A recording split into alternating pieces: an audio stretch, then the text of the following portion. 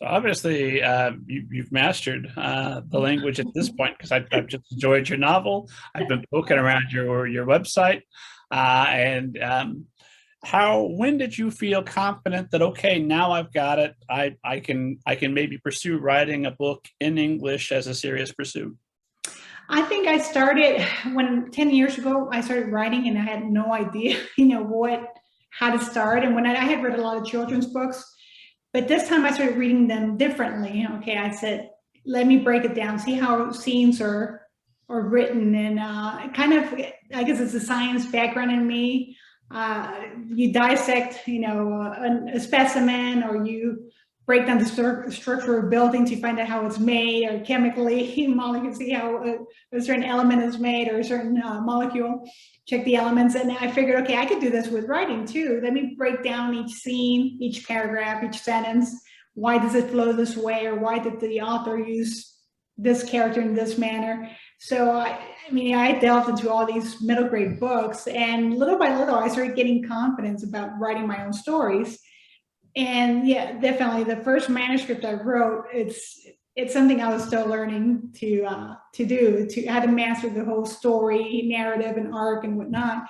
And that's okay, because I learned, and I put it in the drawer and it's sitting there right now. Hopefully one day it'll see the day of light.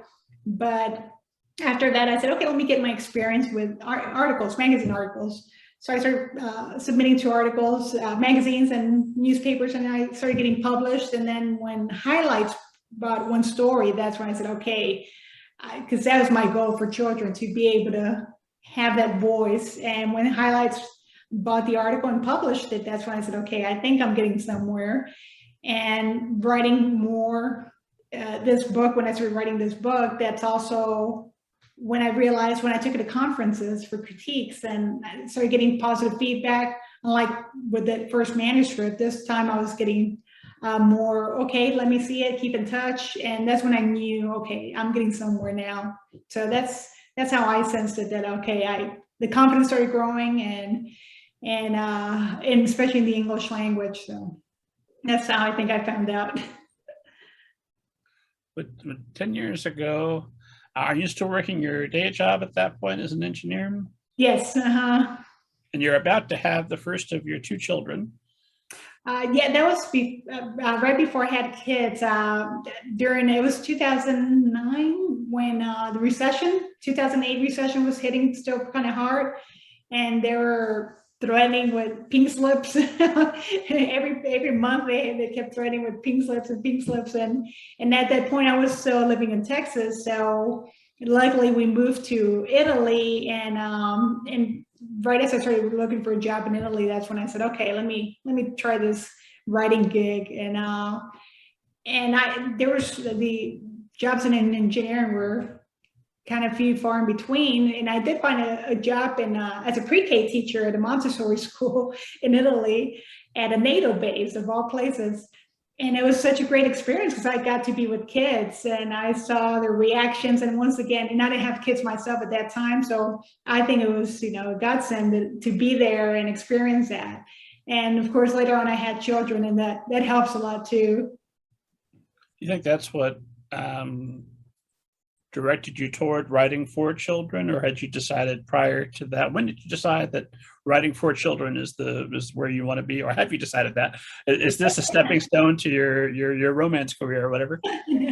No, when I was 19, that's the first time I remember feeling that I wanted to write for children. I don't know what it was. I think seeing nature. I've always loved nature, and seeing certain animals and whatnot, I started getting these anthropomorphic stories in my head, and the voices and whatnot. So I think I've always wanted that, and I've always been attracted to children's literature as well.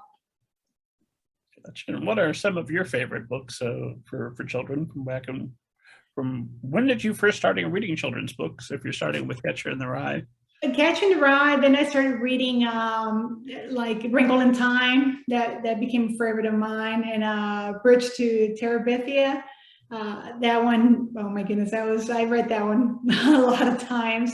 And Charlotte's Web, and anything by E.B. White. I loved it. And then, of course, later on, Kate DiCamillo, anything she wrote. And then I started reading Avi and all his books, the Poppy Seed series. It was a Poppy, the series was great, and Crispin. And so I've always liked the classics a lot, but I love the modern books as well that are coming out. And but a lot of I stick to the classics just because I love the style. And but there's a lot of contemporary too that I've enjoyed too. You had the opportunity to meet Avi, didn't you? I did. I did. Oh my goodness. I was at a conference, an SCPWI conference in Colorado. And it's one of my first ones. I'm still nervous. I don't talk to anyone. I'm quiet. I'm in the back tables. And it was a Saturday, so college football was going on. And I figured I'd sneak out and go catch a score of the Alabama game. So I'm sitting in the bar there looking at the game, and somebody behind me asks what the score was. And I remember turning, and it was Avi. He's standing there and asking me what the football score is. And I remember I kind of got lost and trembled, and I gave him the score. And and he stood there and looking at the game. I told myself, okay, you have one of the greatest writers here. Ask him something, don't miss this opportunity. And so finally I turned to him and I said, what's the best advice you could give me as a new writer? If you could give me only one piece of advice, what would it be? And he turned and looked at me and said, well, do you want to make it a career? Yes or no? And I said, yeah, I'd love to make it a career. He said, then get an agent. I said, really? He said, yeah, if you just want to write one book or two, I'd say don't bother. But if you want to make it a career, then get an agent. And I said, okay, all right. So his words changed, at least gave me guidance, because I was so lost. I didn't know if I should go the agent route, the publishing and small press or whatnot. And at that point, those words really solidified a lot of the notions that I didn't know what to do. It kind of gave me a lot of guidance. So I always thank him for that. This seems like a good opportunity to shamelessly plug episode 64, esteemed audience.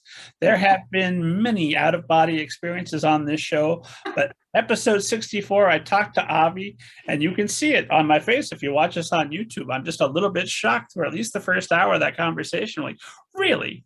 Avi's here? Really? That's crazy. This is a dream I'm having. I'm going to wake up, and then what a nice dream it will have been. But no, anytime I question, did that happen in reality? I can go check episode 64, and sure enough, there's Avi. Wow.